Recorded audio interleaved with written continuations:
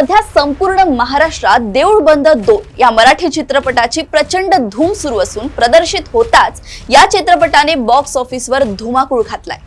प्रेक्षकांच्या उदंड प्रतिसादामुळे अवघ्या काही दिवसांतच या चित्रपटाने तब्बल 72 कोटींचा टप्पा गाठून कमाईचा नवा उच्चांक प्रस्थापित केलाय। श्रद्धा आणि विज्ञानाचा अनोखा संगम असलेल्या या चित्रपटाची कथा प्रामुख्याने शेतकरी बांधवांच्या जिव्हाळ्याच्या विषयावर आधारित आहे। याच चित्रपटाच्या यशाच्या पार्श्वभूमीवर देऊळ बंद 2च्या संपूर्ण चमूने नागपूर दौऱ्यावर असताना दैनिक देशोन्नतीच्या कार्यालयाला सदिच्छा भेट दिली। या भेटी दरम्यान चित्रपटाचे लेखक दिग्दर्शक प्रवीण तरडे आणि निर्माते कैलास वाणी यांनी चित्रपटाच्या मूळ उद्देशावर प्रकाश टाकलाय। शेतकऱ्यांच्या शेतमालाला योग्य भाव न मिळणे, कर्जबाजारीपणा आणि दैनंदिन उदरनिर्वाहाची चिंता यामुळे शेतकरी आत्महत्येसारखे टोकाचे पाऊल उचलतो। मात्र आत्महत्येमुळे समस्या सुटत नाही, हेच आम्हाला चित्रपटातून सांगायचंय। शेतकऱ्यांच्या विचारात सकारात्मक बदल घडवून या आत्महत्यांना आळा घालण्याच्या हेतूनेच आम्ही या चित्रपटाची निर्मिती केली आहे, असे भावनिक आवाहन त्यांनी केलंय। या प्रसंगी चित्रपटात महत्त्वाची भूमिका साकारणारे नागपूरचे अभिनेते मुकुंद वसुले, साऊंड डिझायनर संकेत घोटकर आणि अनुप गोरे यांचीही प्रमुख उपस्थिती होती।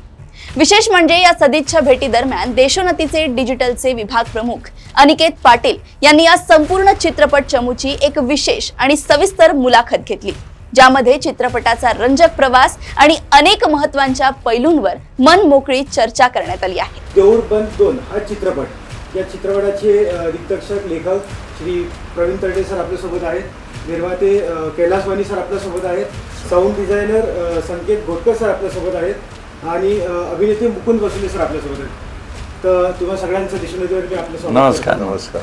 मला सांगाल, तुम्ही जो देऊळ बंद 2 पिक्चर निर्मित केला आहे, याच्या आधी तुम्ही जो केला होता पार्ट 1 तो सायन्सवर होता। हा तुम्ही कम्प्लिटली टॉपिक चेंज करून एकदम शेतकरी या विषयावर आणलेला आहे। त्याच्या मागे कल्पना काय होती, ज्या विषय घ्यायसाठी? नाही, देऊळ बंदचे 11 भाग डिक्लेअर केलेत निर्मात्यांनी, कैलास वाणी साहेबांनी, आणि प्रत्येक भागात वेगवेगळा विषय घ्यायचा हे आधीच ठरलेलं होतं।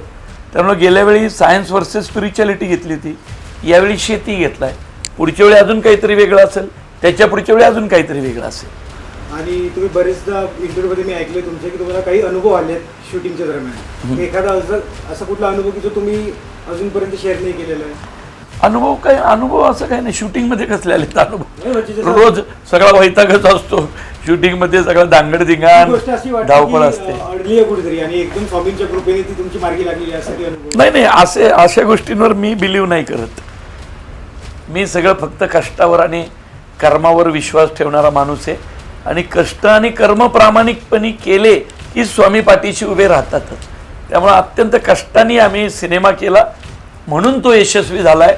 आता हे यशस्वी होणं जे असतं त्याच्या मागे स्वामी असतात। सर, आपला कसा अनुभव होता?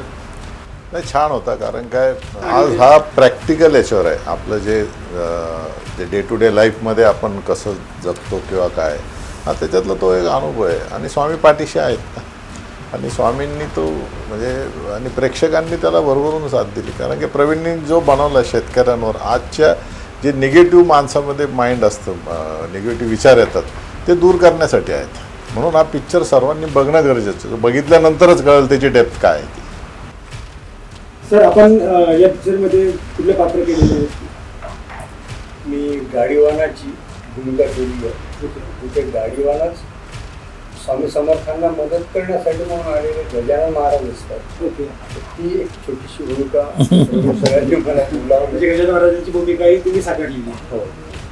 आणि पिक्चरचं म्युझिक तर खूपच मी संकेत घोटकर, मी सिनेमाचा साऊंड डिझाईन केलाय।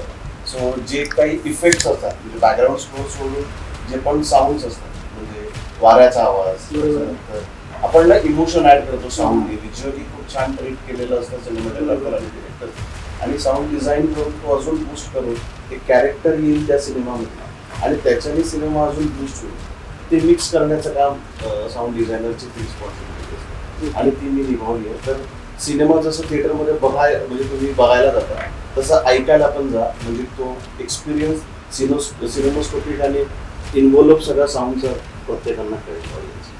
आणि सर, शेवटचा एक प्रश्न म्हणजे एक जे महाराष्ट्राचे प्रेक्षक आहेत ज्यांनी अजूनपर्यंत पिक्चर बघितला नाही, तुम्ही त्यांना काय संदेश देऊ इच्छिता की ते आवर्जून पिक्चर बघायला जातील?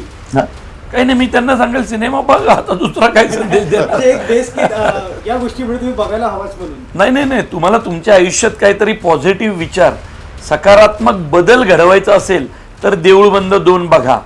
तुमच्या आयुष्यात की सगळ्या गोष्टी जिथं येऊन थांबतात आणि आता माझं काहीच होणार नाहीये, तेव्हा काहीतरी पॉझिटिव्हिटी असते जी आपल्याला एक जगायला आधार देते, ते तुम्हाला या सिनेमात पाहायला मिळेल.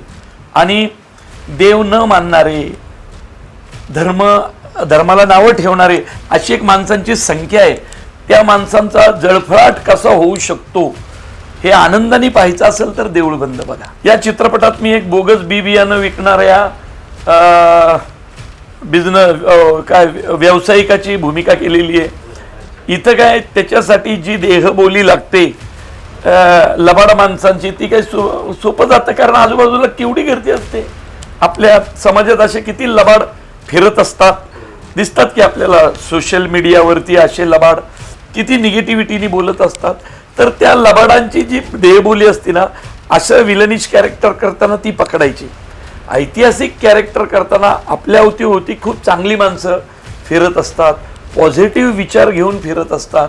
त्या माणसांची देहबोली त्या कॅरेक्टरसाठी घ्यायची, इतकं सोपं असतं.